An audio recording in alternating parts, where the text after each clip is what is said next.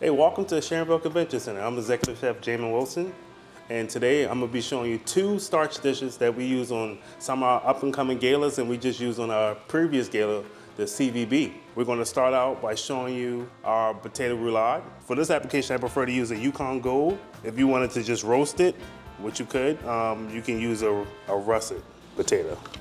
So here, we're just gonna put our potato on, and we're just gonna put our roller on it, and then we're gonna turn it on. We're gonna release it. We get our sheets out of it. So we just take like our scraps. It's not a whole lot, but we'll kind of fold this front over, and you'll see once we roll it, it's gonna look like a beautiful rose or flower. And it just adds a whole nother element, and it just raises the level of the starch on the plate. So here, you see, up top, see how that looks like a flower? You cut it in half. Get some butcher twine, and you just tie it. You necessarily don't have to worry about seasoning the potatoes doing it with this method, because the veggie broth or the broth that you will make at home or like we make here is packed with seasoning. And typically for a gala, we would do 40 to 50 of these in a pan. And if you're doing a lot more than just 4, it'll be good to stage your sheeted potatoes in water. Cover it with either plastic or parchment and a couple sheets of foil. And you will go into a 320-degree oven for roughly about 45 minutes to an hour or until fork tender. And we'll start our fondant potatoes before we put both in. So now our fondant potatoes are nothing more just like a shape. It's like you could do whatever shape you like. I prefer rounds. You could do a square. So typically I just take off that top and the bottom. That's where I get my width from.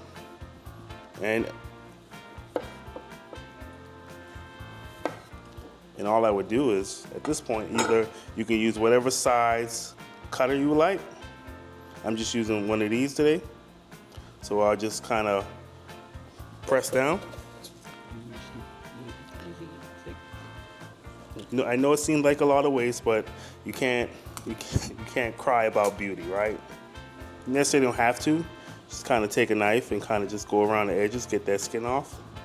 And I kind of like to shape my edges around. The details that we put in here at Sharonville, we do this for thousands. And we'll do the same thing with the fondant as we did with the roulades. We just kind of add our broth to it.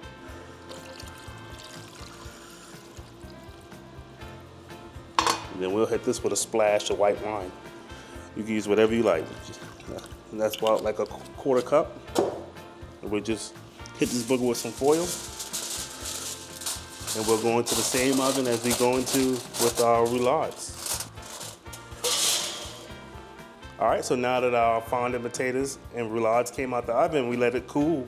We could just season these and throw these in the oven and roast them off, but I like to elevate a little more. So typically what I would do is I would take some olive oil spray and I just would spray these down, and this kind of acts like my glue and kind of moisturize the potatoes throughout the cooking process. And I always like to hit it with some parm, some grated parm, so it's like kind of looks like a snow. It just adds that next umph of flavor.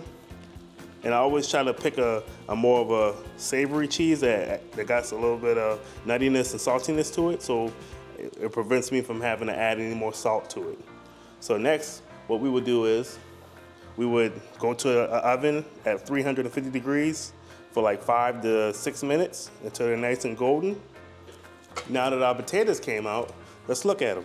So we have a nice golden crust on it with our potatoes, roulades and our fondant potatoes. And if we wanted to spruce it up a little more, we can just add a little bit of truffle oil to it. Our fondant and potato roulades with a Parmesan crust on it.